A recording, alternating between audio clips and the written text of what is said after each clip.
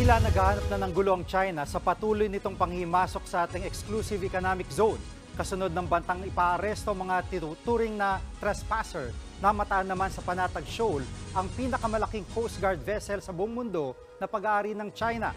Ang Defense Department naman nangakong hindi na nila ito palalagpasin. Nasa frontline ng balitang yan si Brian Castillo. Isang malinaw na provocation o tahasang pang-uudyok ng gulo sa West Philippine Sea. Yan ang diretsahang paglalarawan ni Defense Secretary Gibo Teodoro sa naging banta ng China na arestuhin ang sinumang trespassers o manghihimasok sa pinag-aagawang teritoryo. I believe what a provocation is the roguish and irresponsible threat to detain quote-unquote trespassers in what is claimed as internal waters but is actually part of the high seas and part of the West Philippine Seas by a country.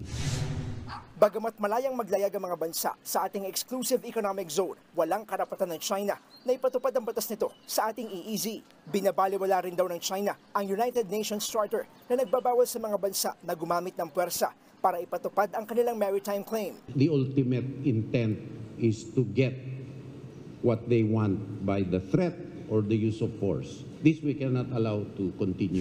Ang mga pahayag niya ni Teodoro ay kasabay ng 126th anniversary ng Philippine Navy ngayong araw. Sa isang seremonya, pinarangalan ang mga tauhan ng Navy na napuruhan sa mga nagdaang resupply mission sa Ayungin Shoal. Tikom pa ang bibig ng AFP kung kailan ang susunod na misyon.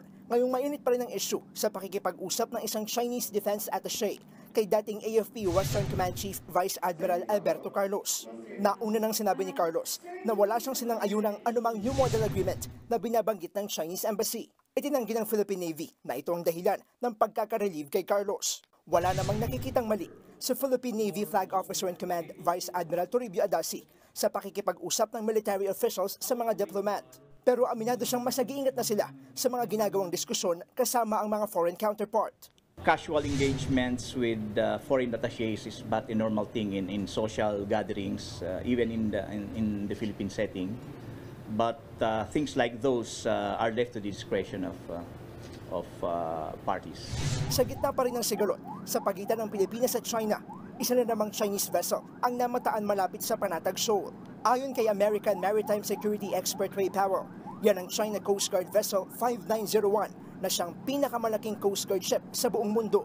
Nangyari yan kasabay ng isinasagawang military drills ng China sa palibot ng isla ng Taiwan. Tumanggi ang Philippine Navy na magkomento kung may epekto sa bansa ang military drills. Pero patuloy daw silang magbabantay sa Taiwan Strait. Nagbabalita mula sa frontline. Brian Castillo, News 5.